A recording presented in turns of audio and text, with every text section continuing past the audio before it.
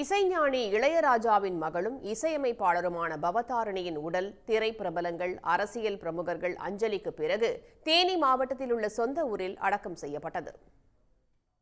புற்றுநோய் பாதிப்புக்கு இலங்கையில் சிகிச்சை பெற்று வந்த பவதாரணி திடீரென காலமானார்.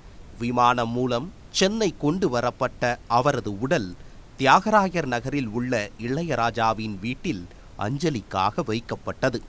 திரை பிரபலங்கள், முக்கிய பிரமுகர்கள் அஞ்சலி செலுத்திய பிறகு பவதாரணியின் உடல் தேனி மாவட்டம் கொண்டு செல்லப்பட்டது.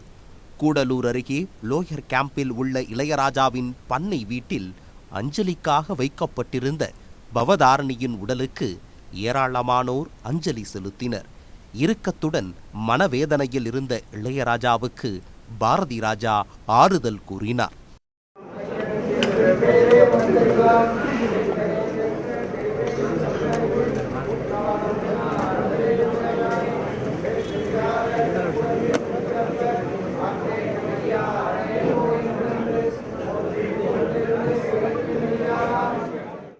பவதாரணியின் உடலுக்கு அஞ்சலி செலுத்தும் போது இயக்குனர் பாரதி ராஜா துக்கம் தாழாமல் கதறி அழுதார்.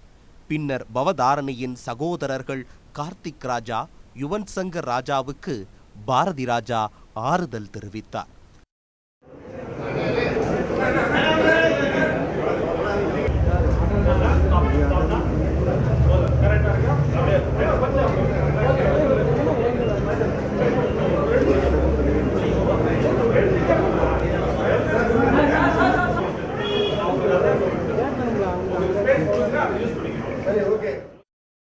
பவதாரணியின் சகோதரர்களான வெங்கட் பிரபு, பிரேம்ஜி, இயக்குனர் அமீர், நடிகர்கள் கிருஷ்ணா, ஜான் விஜய், ட்ரம் சிவமணி, முன்னாள் முதலமைச்சர் ஓ பன்னீர்செல்வம் மற்றும் அவரது மகனும் தேனி எம்பியுமான ரவீந்திரநாத் உள்ளிட்ட பலரும் பவதாரணியின் உடலுக்கு அஞ்சலி செலுத்தினர்.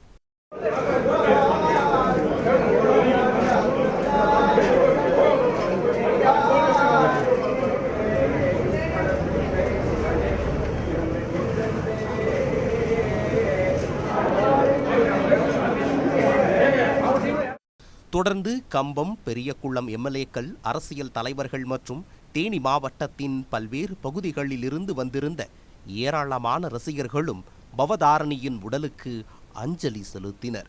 பின்னர் குடும்ப முறைப்படி சடங்குகள் செய்யப்பட்டு பவதாரணியின் உடல் அவரது தாய், பாட்டி நினைவிடங்களுக்கு இடையே அடக்கம் செய்யப்பட்டது.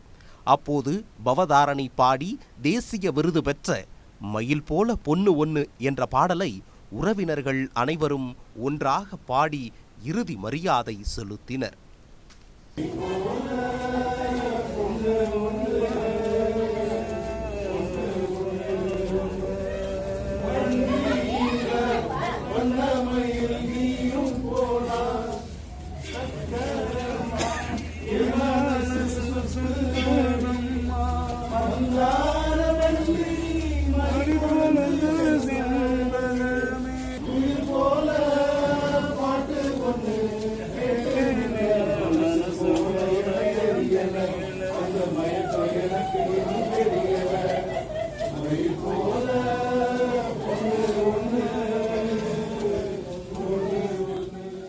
உடனுக்குடன் செய்திகளை தெரிந்து கொள்ள சன் நியூஸ் பெல் ஐகானை கிளிக் பண்ணுங்க.